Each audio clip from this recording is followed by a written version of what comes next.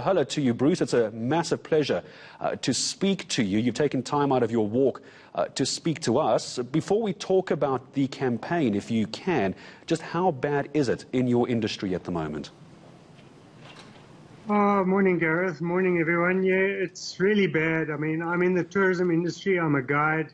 And at the moment, 90% of us don't have work. So it's really bad, and that's just the guiding side of it. Then there's the whole lodge staff, there's the restaurants, there's all the guides, the trackers, the families. So it is really bad for the tourism industry over here at the moment. We are going to show viewers a few of the photos that your team sent through to us, so we'll bring that up in a moment. And I'd like to talk to you about the campaign. There you are on screen now with some of the photos. Tell me about the campaign itself. Where did this come from? What's it trying to achieve?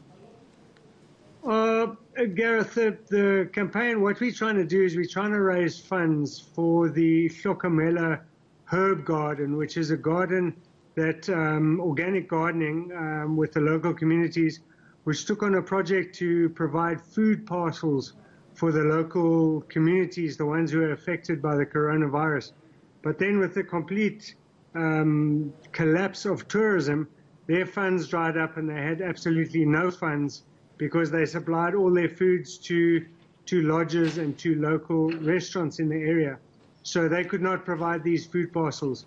So we decided to take on this initiative, and through this walk that Sean and I decided to undertake, we were going to raise funds through that for these food parcels, food packages that would be provided to families in desperate need. And Bruce, I think it's well worth you and I just discussing some of those photos we just put up. I know you couldn't have seen them, but we had that image of the global map, and it's showing how people from around the world have gotten involved. We saw photos there with the magnificent Vista Mountains in the background and very, very lush green area. There's that photo there. That clearly isn't from here. Tell me about how this has spread around the world, from South Africa, Botswana, Tanzania, Scotland, the USA, and even as far as Australia. Tell me about that. Yeah, Gareth, it's phenomenal. We've had unbelievable buy-in, which wasn't what we set out to do. It's just through the fraternity of backups. I was training for a company called Eco Training, and training guides, potential trails guides in the industry, and they start off as backups. They get a backup qualification, they do hours and encounters, and through an apprenticeship program become trails guides. Now, all of these guys over the past 12, 15 years have been stockpiling all over the world, a lot of them internationals, and they go back to their respective countries and that. Once we started this walk, we started for 3 days, so it was 50 kilometers a day for 3 days around our garden, because we started in the stage 5 lockdown where we could not leave our premises. So we decided to walk around the garden, and once we were coming to the end of our 3 days, a couple of our backups behind our backs had got together and decided, no, as good backups, when the lead gets tired or cannot carry on, a good backup will step up and will take over the responsibility of leading that trail.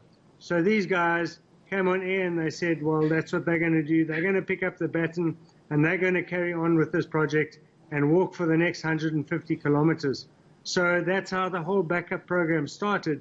And from there, those guys, when they had finished, more guys came on and more guys came on, and eventually we've had 74 walkers from 14 different countries in the world, from Sri Lanka through to Florida in the United States, Australia, Europe, all over the place, who have picked up this challenge and who have walked, and in so doing raised a phenomenal amount of money for this campaign, which has been really, really, really fantastic. Bruce, Lawson, congratulations to you. Congratulations to everybody from around the world.